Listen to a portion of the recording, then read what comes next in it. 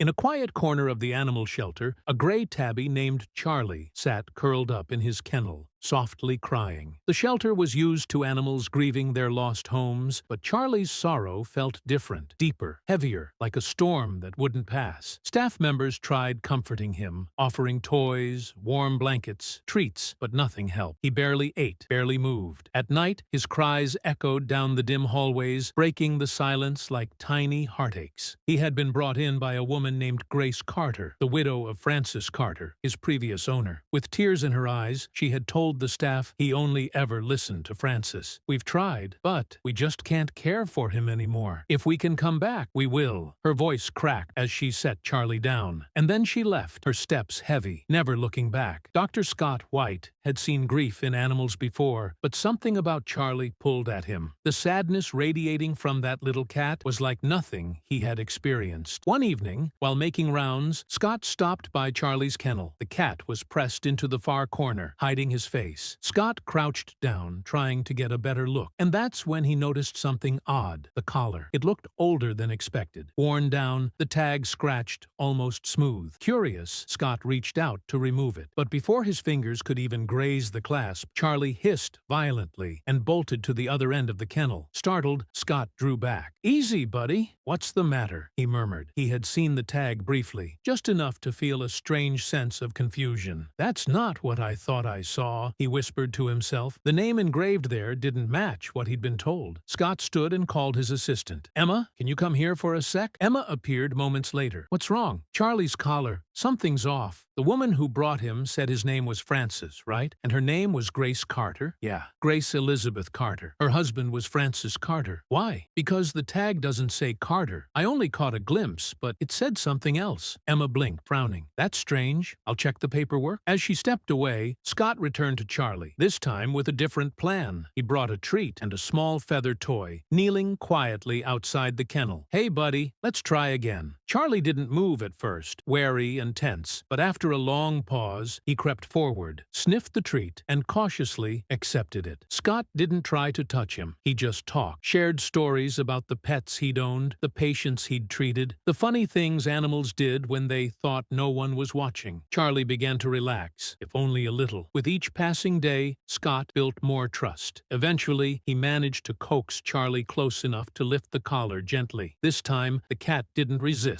He even seemed tired of guarding his secret. Scott turned the metal tag toward the light and felt a jolt. It didn't say Carter. He couldn't fully make out the name, but it started with an E and ended in ton. Not Francis, not Grace. Someone else entirely. Emma returned, holding a file. Confirmed. Grace and Francis Carter. They had him for 6 years. Scott stared at the tag again. "But this collar? It's older than that." He returned to his desk and began digging through Charlie's medical records. According to their files, the Carters had brought Charlie in for checkups over the last 6 years, but something didn't fit. Charlie wasn't a young cat. He was at least 10. Where had he been before? And why had his tag been scratched out? The only place to find answers was at the Carter home. Scott left the clinic and drove to the address on file. A sprawling mansion with stone walls and ivy-covered columns loomed ahead. As he stepped up to the door, he felt a sense of unease. He knocked. A teenage girl answered. Grace's daughter, Jane. "Hi, I'm here about Charlie, the cat your family brought to the shelter." Jane looked surprised but curious. "Mom's not here right now, but maybe I can help." Scott nodded. "Would it be okay if I looked through some old family photo albums? I'm trying to figure something out about Charlie's past." It was a strange request, but Jane didn't protest. She disappeared upstairs while Scott stood in the grand hallway, eyes scanning the portraits on the wall. One in particular caught his eye. Grace and Francis, standing in their garden, with Charlie sitting proudly between them. Around his neck was the same collar. The tag, less worn in the photo, was clearer. Scott leaned in. The name was visible. And it wasn't Francis. It wasn't Grace. The name on the tag was Emily Harrington. Jane returned with a photo album and joined him in flipping through the pages. In one older photo, the tag was pristine. "Has he always had that collar?" Scott asked. "Yeah," Jane said. "Dad found him after he was hit by a car. He never wanted to change the collar. Said it was important." Scott's pulse quickened. "Do you know where your dad found him?" "Not exactly. Somewhere near Easton, a small road near a park." When Scott returned to the clinic, he placed the photo in front of Emma and Yara. "Look at this. Emily Harrington. That's the name on the tag." A quick search brought up a woman by that name in a nearby town. He dialed the number, heart racing. "Hi, this might sound strange, but I think I found your cat." There was silence on the other end. Then a trembling voice responded. "You found Charlie?" Scott explained everything. How he'd been taken in by the Carters, how he never fully settled, and how his collar still bore her name. Emily's voice cracked. "I lost him 6 years ago, during a move. He bolted out of the car when we stopped for gas. We searched everywhere. I put up flyers, but nothing. Would you like to come see him?" Scott asked. "Yes, please." When Emily arrived, Scott led her down the hallway. Her steps were uncertain, her breath shallow. When they reached the kennel, Charlie was curled up in the corner. He meowed sharply, a distressed cry. Emily froze. "I know that sound," she whispered. She knelt down and gently extended her hand. "Charlie, it's me." The cat didn't move at first, but then his ears twitched, his head turned, he sniffed the air, and he moved. With slow, cautious steps, Charlie walked forward, his eyes locked on her face. A soft purr rumbled in his chest as he rubbed against her hand, pressing his head into her palm. Emily gasped. Tears streamed down her cheeks. "I missed you so much," she whispered. The reunion was heart-wrenching, filled with emotion neither time nor distance could erase. Just as the moment settled, Yara appeared behind them. "Scott, Grace Carter is here. She looks upset." Scott stepped out into the lobby, where Grace stood, her eyes red-rimmed. "I heard you found a cat," she said.